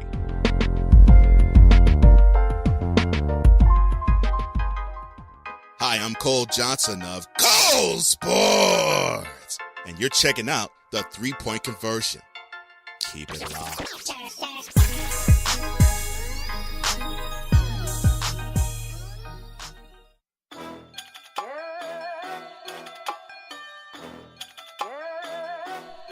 Yep. We're back inside the 3-Point Conversion Sports Lounge. H.O. and your boy, Mr. Controversy. Yeah, baby. And it's time for those weekend picks. All right, so, we usually do Nosy Neighbor Watch for college.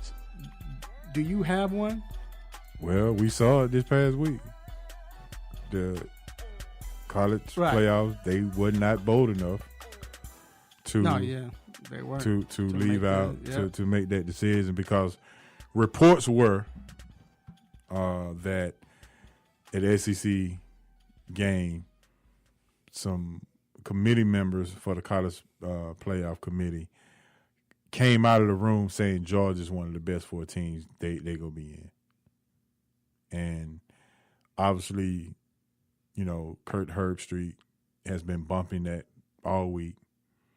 You can argue that, is it the best 4 teams or the 4 best deserving teams?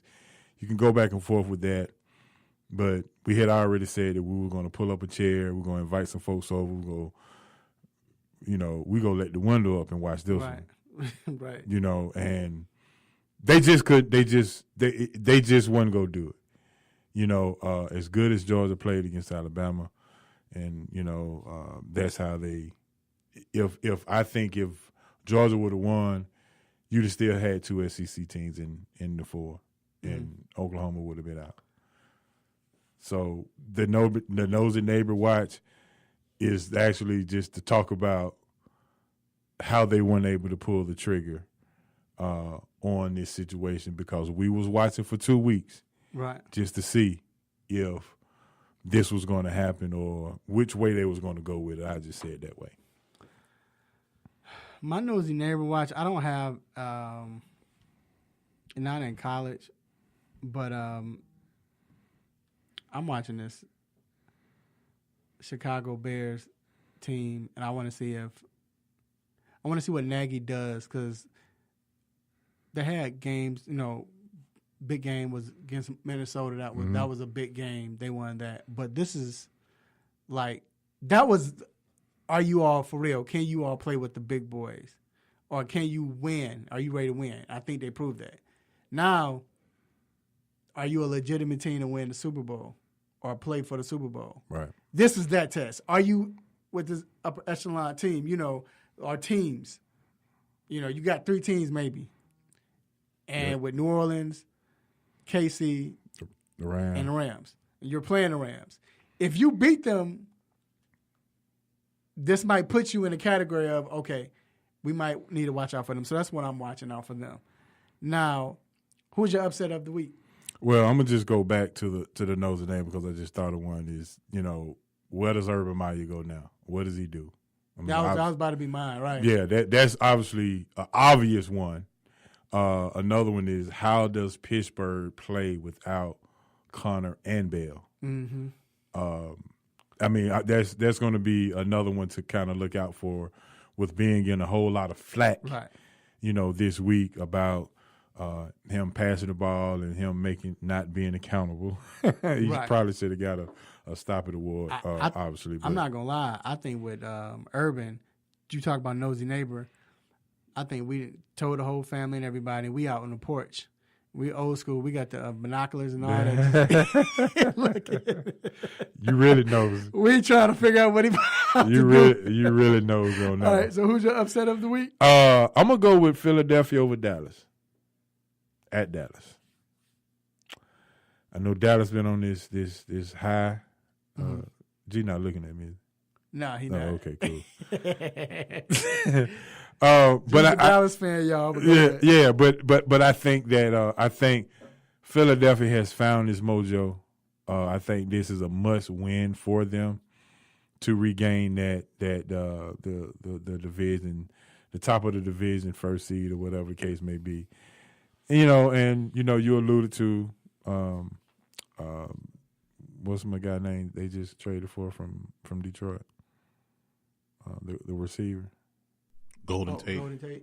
Yeah. He is. I think he's found his niche into this offense. Jordan Adams running the ball really, really hard. Carson Wentz just being able to be consistent. I think this is going to be a must-watch game. I think Philly is. I think people are just looking at Dallas. They almost could have been a counterfeit team. But I think people are looking at Dallas and saying that because of Amari Cooper, they have kind of solidified the division. But I think Philly takes this one this week. 2 upsets. The first one, I got my Bears upsetting the Rams. And the reason why I say that is I think that their ability to stop the run will make the Rams one-dimensional. The Rams are going to keep running it, but it will make them one-dimensional when it comes to third down. If it's 3rd and 7, 3rd and 8, then now you got to bring somebody to block Khalil and go against one of the most underrated in the league. Right. So Donald will be a problem, but the fact that Mitch can run, I think that's going to help the Bears, and I think they'll win that game. Last one is I got Baltimore beating Kansas City. Like we talked about, nothing really to say. They're going to slow the game down. Kansas City is playing against a great defense. I don't think they've played against a great defense all year. Right. It's not that many. Right. I agree, and I tell people all the time, we can't even name 3 people on Baltimore's defense. So don't start with the injuries. Start with the big names. He's out. Bruh, name me 3 players on Baltimore team. They showed you against the Falcons that they play very, very petty, good, very, very good, and stopping the ball and running. that was almost one of my nosy neighbor watch to see. It wasn't going to be quite of an upset because I still don't know if they're going with Joe Flacco or they're going with Lamar. So I just really couldn't pull the trigger on that. But that is a great pick to have because now Kansas City will be tested. This is going to be your blueprint to see if Patrick Mahomes and the Kansas City offense is that real deal. Mm-hmm. And back to the Bears, you getting the Rams on grass. You know what I'm saying? Eddie Jackson, once you become one-dimensional, Eddie Jackson may have a field day because he's a ball hawk. Yep. He is a ball hawk. And you're getting pressure. So Goff is throwing the ball with pressure, which, that's good for the secondary. So look for Eddie Jackson to probably take one back to the house. I would look for that. You're getting me excited, man. No, yeah. I figured, I figured I'd get. But look for Eddie Jackson to probably take one to the house. If they're going to stop Gurley, you're forcing them to throw the ball. Yeah. That feeds right into what Chicago wants to do because they want to rush the passer, force you to throw the ball quick, and hopefully make a mistake. And we all know when Eddie Jackson gets it, baby, he get into the package store. Hey, real quick, before we get to counterfeit teams, I was going to say, isn't it funny how we talked about what you think? Maybe 3 defenses in the whole league right now are considered pretty good. I think Dallas got a great defense. Right. And I think but people will say the Bears, the Rams. No, I don't put the Rams got skill players. On paper, but I'm saying on paper they have. Literally, I'm just saying watching them, right? You can only say the Bears, Baltimore, and Dallas. Right? Yep. Maybe New England. Well, maybe Houston. Maybe. Yeah, okay. Maybe. But they fringing. And, if their offense wasn't so awful, Buffalo is actually the number 2 defense. Buffalo's defense good. Yeah, that's true. But isn't it funny, and I'll leave, isn't it funny that New Orleans played Dallas, they lost. Now we're going to see what Kansas City, because like I said, they haven't played defenses like this. So Kansas City and Rams, see how they respond and see what happens. If it comes out that Baltimore wins and the Bears win, then I think now you might start looking at where they want to go offensively, but you might need to build your defense. It's a copycat league. I mean, you're going to see the people are going to be looking at that tape like, how do we defend this offense? So why don't we get better players now? Quickly, who's your counterfeit team? Arizona Cardinals. Okay. Do we say that they got Mike McCarthy fired? But yes, you can. You can. Yeah, because it wasn't supposed to happen. He missed the field goal. It shouldn't have been in that situation in the first place.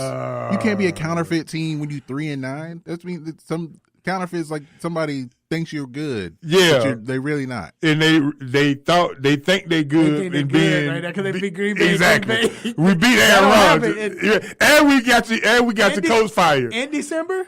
Right. Yeah. Okay. Yeah. We'll see what happens this week. My counterfeit team is. All right, man. I'm going Philly. I'm going to go Philly. No, I'm going to go Philly. I think they're counterfeit. I think they feel good because they beat Washington. This could get them on the road, but I don't think Philly is not. They're not good at all. They just don't have it this year. Give it to Dallas, and you'll be good. That's all I got to say. Quick hits. I mean, not quick hits, but what you got, man? You know how you just have that good feeling for a pick? Do I feel lucky? Yeah, that's this segment. It's time for Over Under with The Intellectual and Mr. Controversy, only on the 3-Point Conversion. All right, so we got some interesting prop bets that you can invest in if you'd like this week. So the first one, the leaders in rushing yards as far as rookies go. Number 1 is Saquon Barkley. 10 yards behind is Phillip Lindsay of the Denver Broncos. Undrafted. So, who do you think will lead all rookies in rushing? Will it be Barkley or Lindsey at the end of the season?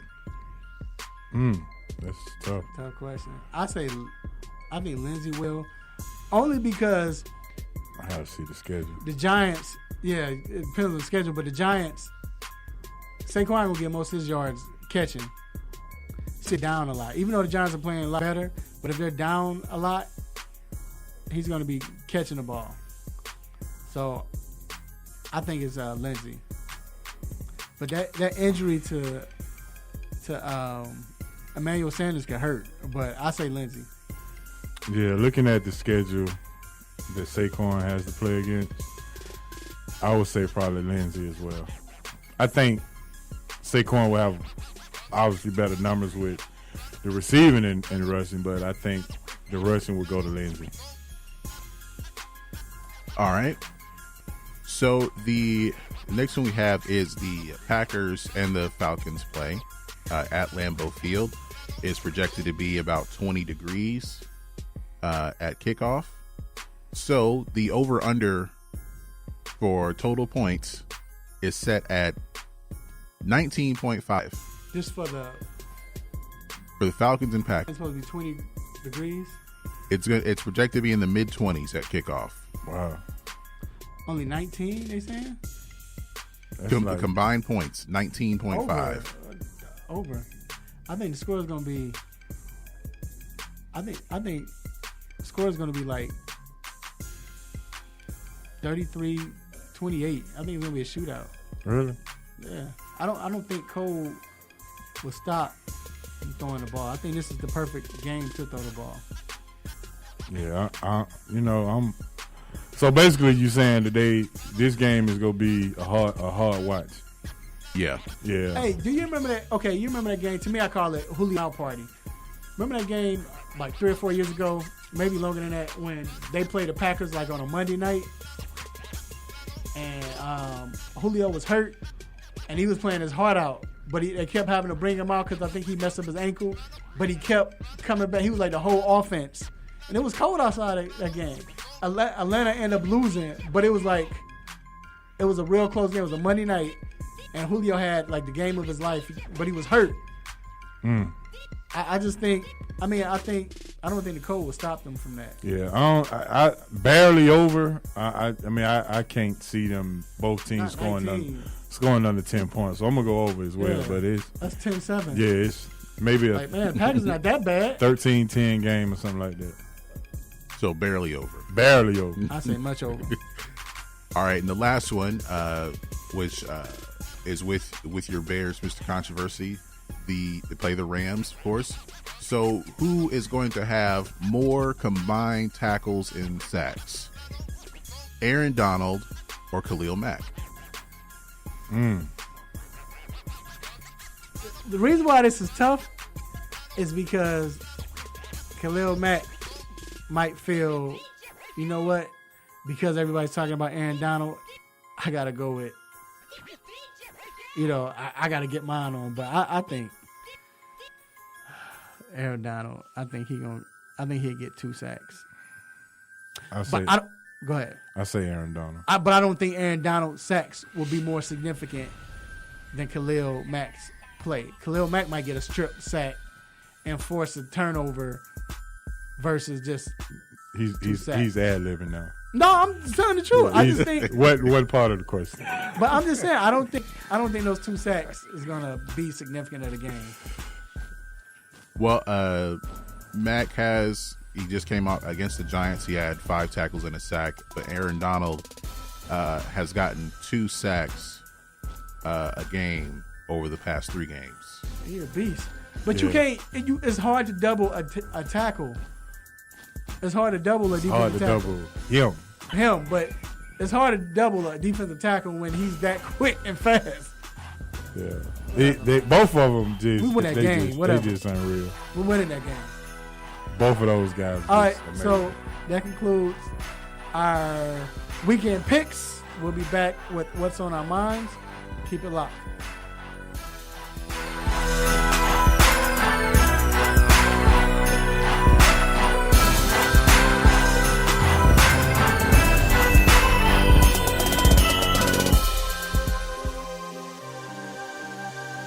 Hey, this is Brady Griner from the Phoenix Mercury, and you listen to the 3-Point Conversion.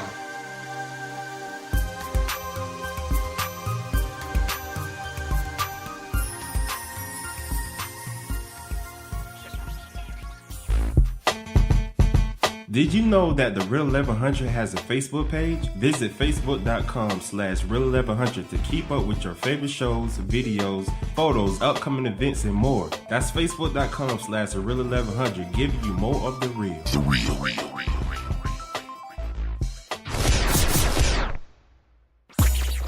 What's good, family? I'm Marlon Sucker Free Jones of Sucker Free Life LLC, and I'm locked in every Saturday to the best sports show on the planet, the 3-Point Conversion, where no team or no player is off limits. So let's talk sports, the best of the best, the worst of the worst, and everything in between. Can you dig that?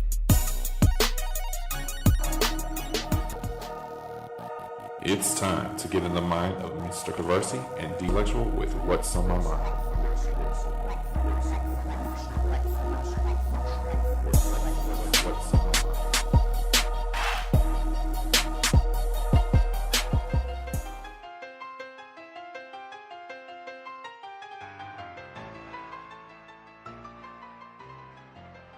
Inside the 3-Point Conversion Sports Lounge, you hear the music. I promise you next week, Marlon Sucker Free Jones says he wants to battle me on the show. You know, that's my guy, but hey, man, I ain't gonna talk mess. We'll see. Because if I lose, I'll go out gracefully. All right, but I'm not losing. So, speaking of Sucker Free, this next segment, What's on Our Mind, is brought to you by Sucker Free Life LLC. See how I plug that in? Make sure you live your truth for the world to see, because everyone can be sucker free. Make sure you purchase your apparel today. They have hoodies, hats, t-shirts, they have it all. Purchase it on Facebook.com/Sucker Free Life, SUCKA, not sucker, Sucker Free Life LLC. All right, this is What's on My Mind. This is where we go in. We're gonna make it short and sweet. We're not sweet, but we're gonna make it short, and because this is not even about. Just hear me out, man. It's not even one of them rants. I don't like them. If you play fantasy football, and right now this is a crucial time because either you're playing for the playoffs or you're playing for a position. And right now in the NFL, this is a crucial time in football, because people are playing for playoffs or for position. This is when football is at its best.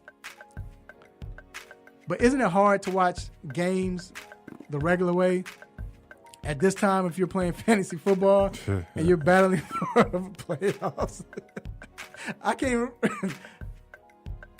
even watch it the correct way because now somebody get to the red zone at the 2-yard line and the Rams got Todd Gurley and they decided to do play action pass. I'm throwing my remote like I'm a Rams fan. Like, what? I mean, it's just hard right now. It's I don't like it. You know what I'm saying? Watching the game like that, man. You know what I'm saying? Because,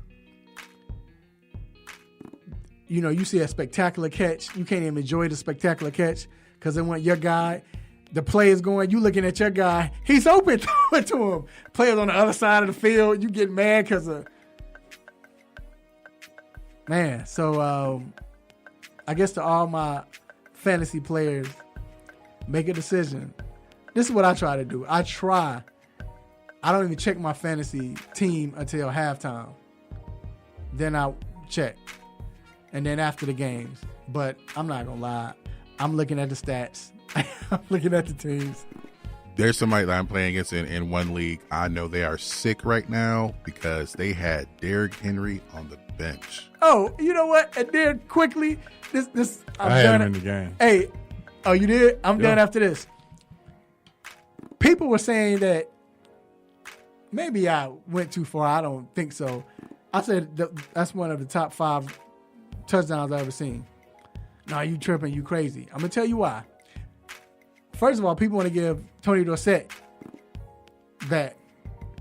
That run was garbage. All he did was run through a big hole and run outside. The guy didn't even try to tackle him. Tony Dorsett. It only had 10 men on the field, though. They didn't even have a fullback.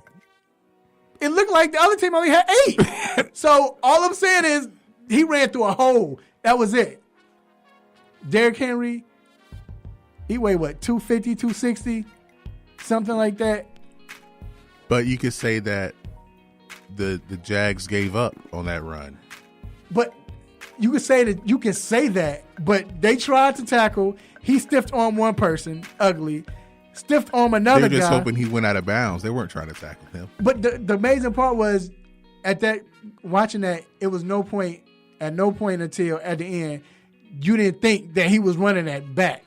I guarantee you didn't think he was running that all the way. And that's my point. That's why I say it's top 5. People said Walter Payton. Name a Walter Payton touchdown that was better than that. I said touchdown. I ain't say best runs. It's best touchdown runs. That's all I'm saying. But that's what's on my mind. So you H.O. That was a good one. It's true. Fantasy football. It's true, though. It's true. My man. What's on my mind is going back to fandom in sports, where people look at just stats and judge the greatness of people based on stats, or the greatness of a team winning or not based on stats. We talked about Tom Brady earlier, right? And people need to understand that this is a team sport. Tom Brady has 20 touchdowns, 8 interceptions. They got a 9-2 record. Aaron Rodgers got 20 touchdowns, 1 interception. They 4-7-1. Did you know that 4 of Drew Brees' top yardage years, they were 7-9? One year he threw 43 touchdowns, 7-9. So, folks, my whole point is this. It takes a whole team to win. It takes the whole team. You can't put this guy ain't doing this and try to determine how we winning and losing. I just gave you stats. If I put the stats up 20-1, 20-8, who do you think would have a better winning record? But it's the guy that has the most interceptions. We've seen quarterbacks like Trent Dilfer go to the Super Bowl and win a Super Bowl. No stats. Out of the last 31 Super Bowls, 25 of the teams, top 10 defense. I just wish people would understand that while this is a quarterback's league, it's still a team sport, and you have to be balanced all the way around. So stop it with the stats and the fandoms with my quarterback this, my quarterback that, my quarterback didn't do this, so we go lose, yada, yada, yada. Let's put that to rest and put it in the grave, baby, because that's not how you win. The ultimate goal is to win. That's why you play the game. Stats are for the Hall of Fame. Team effort and team sport is for the W. I'd rather have the W. So let's get off that fandom, man, and let's get to some realization. And that's what's on my mind. Feel you. Well put. I agree. So the Rams got all that stats, but about to lose. I figured you would throw that anyway, in there somewhere. If you know what this music means, it means it is time to let you go. But before I'll let you go, we have some shout-outs, and it might be you, so stay tuned. First, I want to shout out to Almighty God. Thank you, God, for keeping me alive. Let me live to see another day. I'm able to talk sports. No matter what's going on, I'm able to talk sports, eat, live, and everything. Thank God for this platform, for giving me the opportunity to talk mess, make people mad, upset. They wanted to give me the stop it button. I appreciate you, God, and I thank you. Thank you, Raphael. For everything. I also want to thank Jerry Jones for that. If y'all don't know, that is Jerry Jones. So I would never forget that. As much as y'all hate him, I appreciate that, Jerry Jones. Thank you. Also, I want to thank our sponsors, Cindy Cuts Barbershop and Sucker Free Life LLC. I want to thank my co-host, Mr. H.O. Yeah. Appreciate you, man. Oh, thank G as well. G, you already know what it is. Appreciate you, H.O. Yeah, man. I appreciate it. Shout out to you, Mr. Controversy. All of the 3-Point Conversion Lounge listeners. G Money is always dropping them sick promos, putting it together and things of that nature. Shout out to the good man above who's always giving me the opportunity to come in on the weekend and spend a great 2 hours with my main guy. Always good to do that. Shout out to my homegirl Tweezer, man. She said she would go check it out today. Check out the Tweezy. Yeah, Tweezer, man. She said she would go check it out. So shout out to her for giving up 2 hours of her day to try to check us out, man. And obviously, if you want to continue to listen to more great sports talk, Wednesday, 7 to 9 o'clock p.m. Sports Roundtable. Please check it out. It's what we do with sports and entertainment meets, man. And shout out to D Intellectual, man. And I know he's getting back healthy. I know he had to go get that grind on today, but I got you, bro. Yep, we got you, man. Hey, that show Wednesday night, great show, for real. I know I always joke about it, but great show. Listen to it. I try to listen to it as much as I can. I'm forced to listen to it since I can't be a part of it. But, anyway. He did that while you were back with her. He waited till you turned your back. That don't mean I can't hear him. No, but I want to thank my family, my beautiful wife, my children, my all my family, friends, uncle, aunties, grandparents, cousins, who else? Nephew, nieces, brothers and sisters, play cousins and all. Make sure you all love family. Let them know you love them while they're still alive. Eat well. Watch some sports. Watch that United game. Go United. Check out the 3-Point Conversion. We're going to be a lot of places this weekend. G is going to be at the Hawks game for the 3-Point Conversion. I will be at the Atlanta United game. We'll have Ab Stanley, our senior writer. He's going to be at the Georgia Tech game Sunday. So we're trying to make moves and keep you all posted with great stats and great coverage. All right. But until then, same time, same show, same crazy host, same sports nonsense next week. Will you miss me? I'm out. Peace. You just got done listening to the 3-Point Conversion Sports Lounge. Be sure to follow us on our Instagram, Twitter, and Facebook accounts at the 3-Point Conversion. And also make sure you check out our website, the3pointconversion.com. Be sure to follow us live and listen every Saturday morning at 10 a.m. Eastern.